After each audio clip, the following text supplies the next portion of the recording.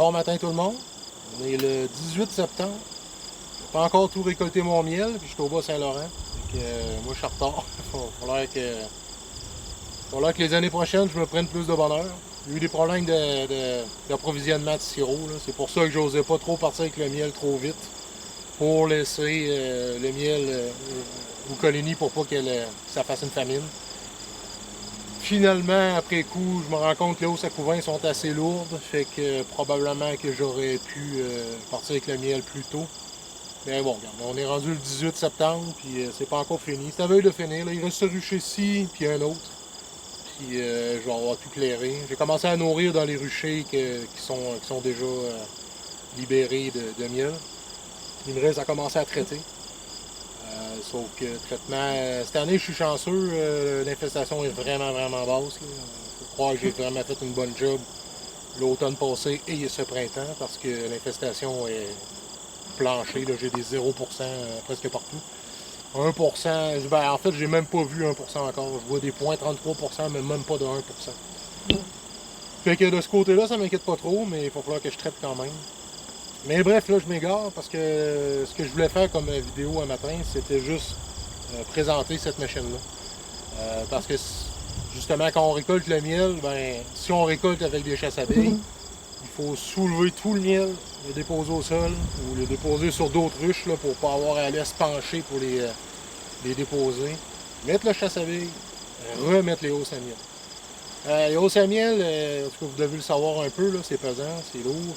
C'est du 70 livres, 80 livres, des affaires comme ça. Pas toutes, évidemment, mais certaines. Faire ça en journée longue, c'est raide. Puis au fil des années, je suis persuadé que ça doit maganer le corps un peu, le dos surtout. Fait que j'ai essayé de me faire un outil pour ça l'année passée. L'année passée, je m'en suis servi. J'ai trouvé ça bien pratique. C'est pas parfait, mais j'ai trouvé ça pratique parce que ben, ça permet de soulever les hausses, mettre le chasse-abeille, et de redescendre les hausses. Ce qui fait qu'en fait, tu forces plus partout. Le seul effort que tu as à faire, c'est d'amener la machine à la ruche. Elle est assez lourde, elle est en acier. C'est un de ses défauts d'ailleurs. Elle est assez lourde, elle est en acier. Fait que c'est pas toujours évident de l'amener. Mais un coup qu'elle est là, tu es content, on maudit qu'elle soit là. Tu n'as pas besoin de forcer après ça. Et ça va un peu plus vite en plus. Fait que tu gagnes sur deux tableaux. Fait que je vais vous montrer comment ça fonctionne. On avance la machine vers la ruche. Comme je dis, on place environ à la hauteur, dans le haut de la première hausse à miel. On serre le serre-joint puis on serre fort.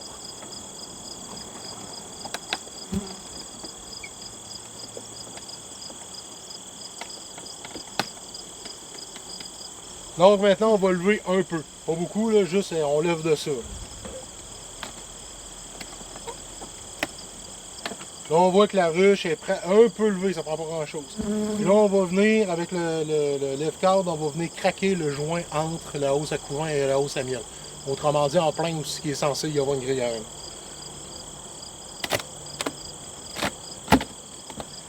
La raison pourquoi ça a bien fonctionné, c'est pas compliqué, c'est que le joint il est en tension. La gravité elle veut casser le joint. La gravité nous aide dans ce cas-là. Habituellement, la gravité nous nuit, mais ici, elle va nous aider.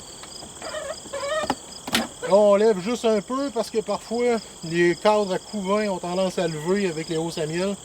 Ça, évidemment, on veut vraiment pas ça.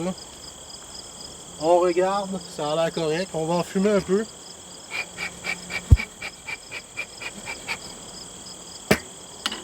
On va continuer à lever. On revérifie pour être sûr.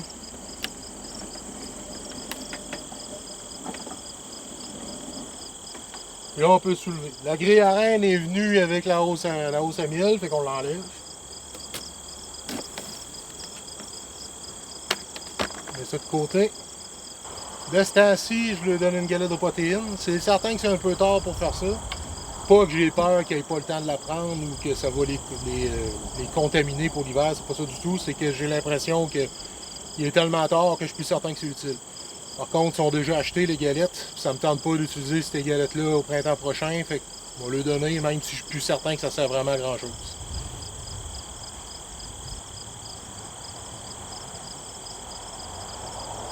Ensuite, on prend le chasse-abeille. Là, la galette, normalement, il faut la mettre dans le centre du nid à couvain. Mais comme je mets les chasse-abeilles, ben, le centre il arrive dans le chasse-abeilles. Hein. Puis on veut laisser le chasse-abeille fonctionner comme du monde. Fait qu'évidemment, on y laisse la place. C'est lui qui a priorité.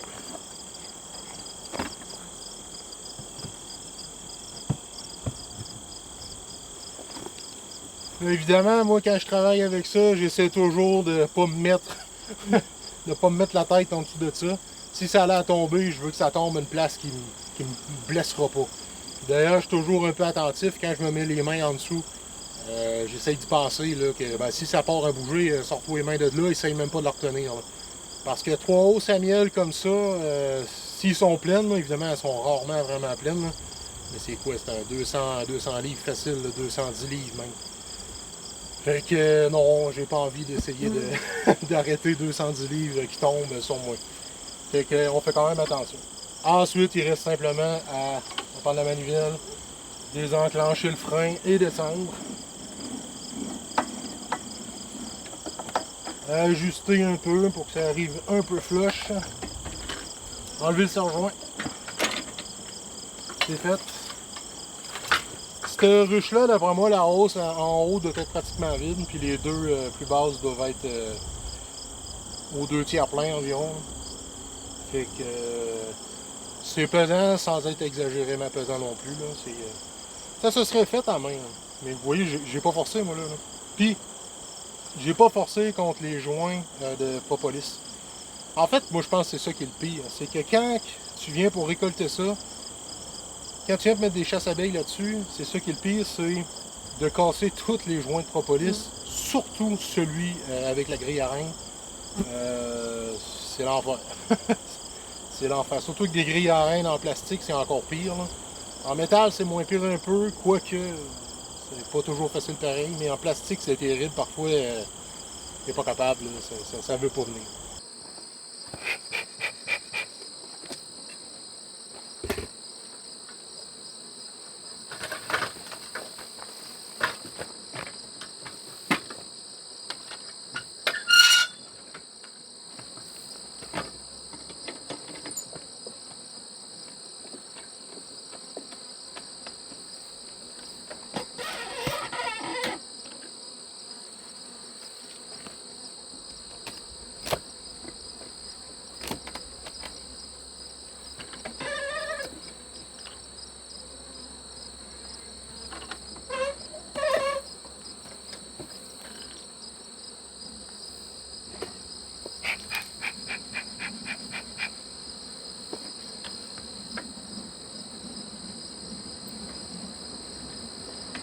Très pesante encore.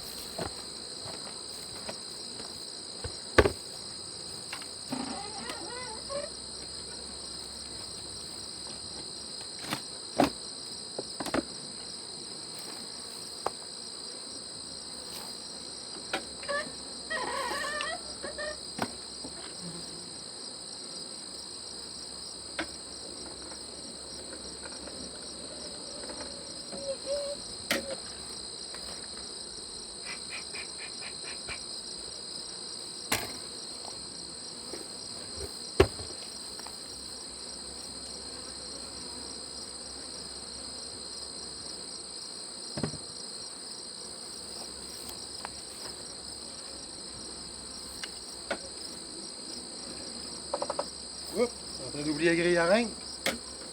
Faut pas.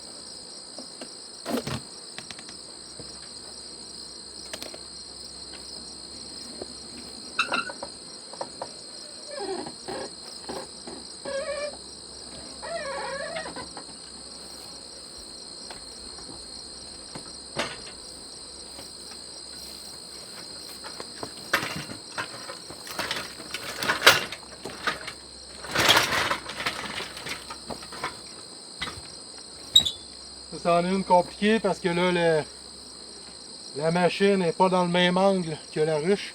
Fait que des fois, il faut pousser un peu. Là.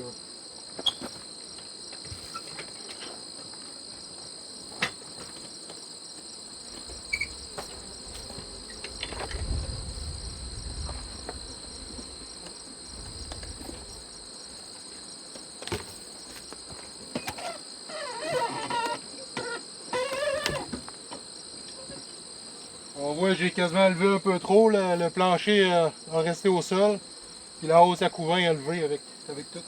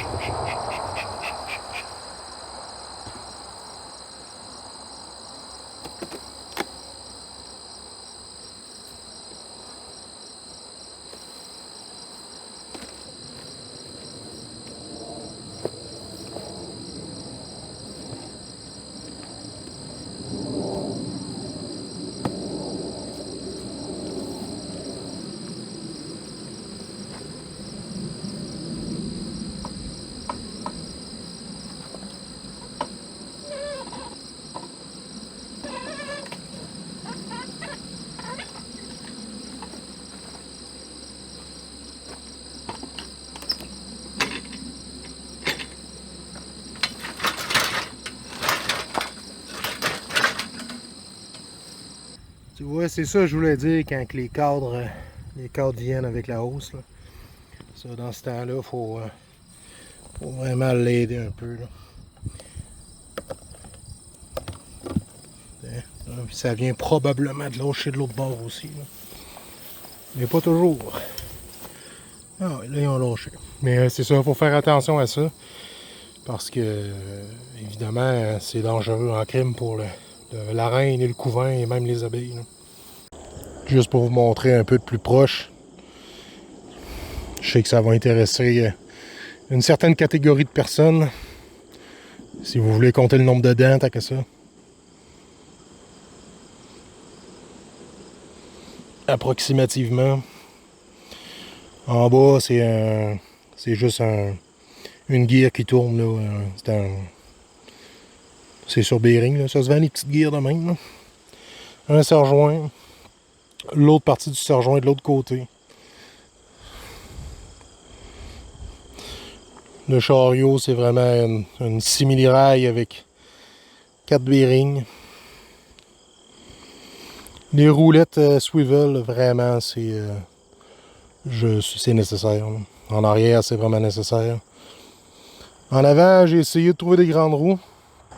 Si je me souviens bien, j'avais trouvé ça sur Amazon. La raison pourquoi je les ai mis si grosses, c'est pour passer par-dessus les roches. Parce que j'ai des ruchers, là, il y a des roches partout. Là. Puis en tout cas, c'est pas pratique. Ici, peut-être le mécanisme là, de frein. Ça, c'est le pivot, la petite barre qui passe en dessous de la guire. Puis on voit qu'il y a un petit ressort. Ouais, il y a un petit ressort là.